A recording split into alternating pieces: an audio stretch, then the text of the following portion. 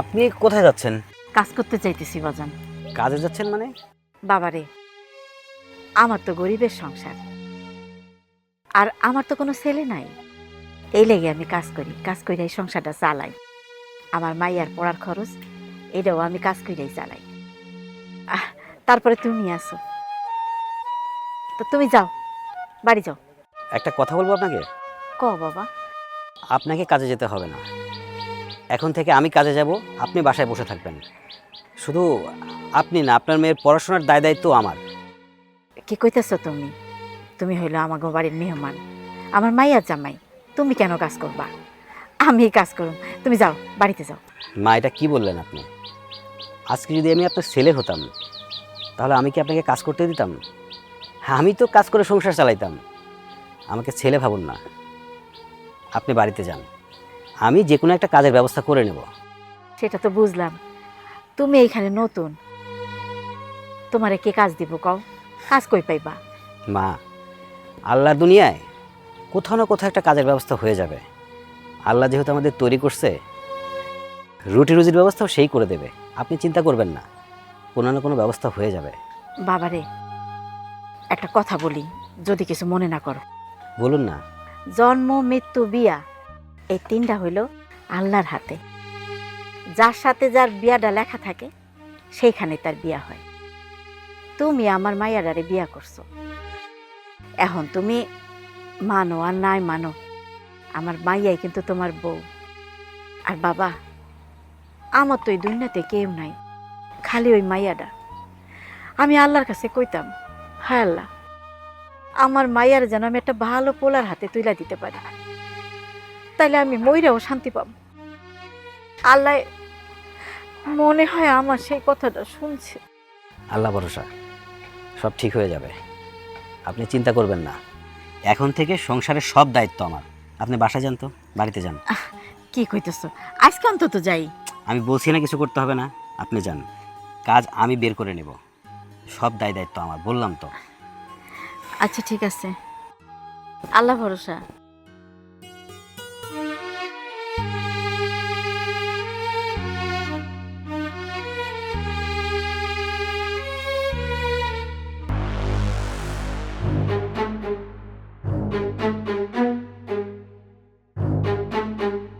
রিয়া, হে রিয়া, রিয়া।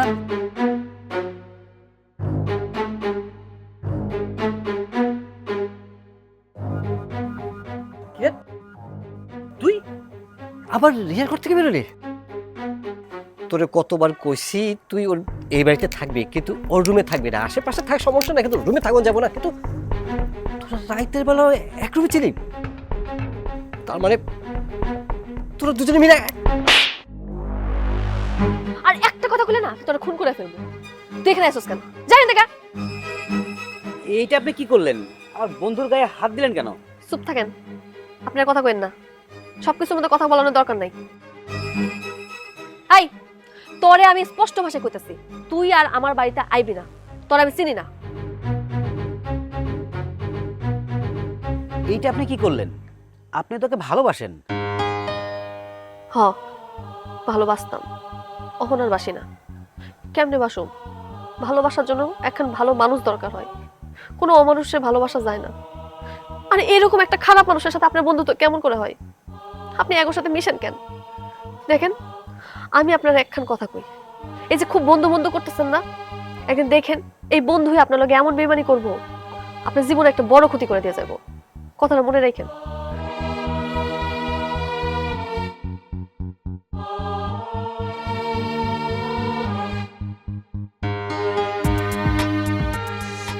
রিয়া এগুলা কি বলে গেল? বন্ধু আমার সাথে বেইমানি করবে? না না, তা কিভাবে হয়? বন্ধু কি বন্ধুর সাথে বেইমানি করতে পারে? কি জানো ভালোবাসার মধ্যে কি হয়। রিয়ার মা, এত তড়ি ঘড়ি করে কই যাইতেছো? আমি তো আবার একটু তোমার ওই বাড়ির দিকে যাইতেছিলাম। আমার বাড়ির দিকে যাইতেছিলেন মানে? মানে একদম সহজ।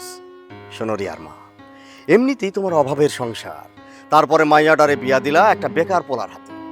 এই জন্যে তোমার একটু উপকার করার জন্যে তোমার বাড়ির দিকে যাইতেছিলাম।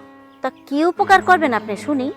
উপকারটা হইল তোমার মাইয়ার জামাইরে আমি শহরে পাঠায় দিই, সেখানে একটা ভালো চাকরি ঠিক করে রাখছি।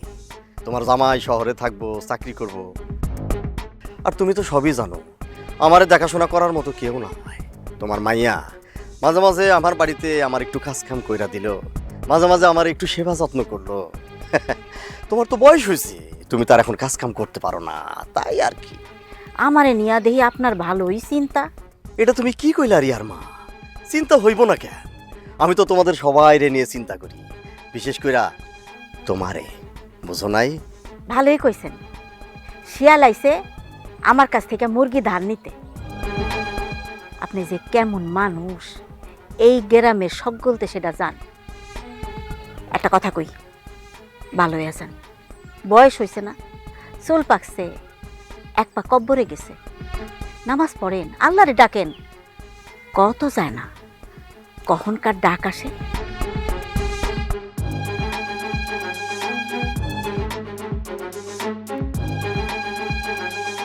দেখছস মন্টু, মানুষের উপকার করতে নাই, আমি তার একটা ভালো কথা কইলাম, উল্টা সে আমারে জ্ঞান দিয়ে গেল। ওই যে একটা কথা আছে না, উপকারী গাছের ছাল বাকল থাকে না। আরে আমি চাইলাম তার মেয়ের জামাইরে একটা ভালো চাকরি দেওয়ার জন্য, আর সে কি করলো? আমার শিয়াল বানাইলো। হ, তার মায়ের তো আমিও বিয়ে করতে চাইছিলাম, কিন্তু সে তো আমার সাথে বিয়ে দিল না। হ্যাঁ, দিন শেষে আপনিও পাইলেন না, আমিও পাইলাম না। সাইজ দেখছস? এই তোর সাইজ দেখছস? তোর লাগে ওই মাইয়া কখনো যায়? যাই রে হারামজাদা। কেন কেন চাচা, কি করেন মেম্বার সাহেব আপনি? আমার সাথে কেন যায় না? হ্যাঁ, কেন যাবে না কেন? চুপ! আর একটা কথা কইবি না, একদম চুপ থাক, নাইলে একটা লাথি দিয়ে তোর বলস ফাটাই দেব। আমি যেদিক যেদিক যাইতাছি আমার পিছনে পিছনে আয়, বেশি বুঝা শিখছিস।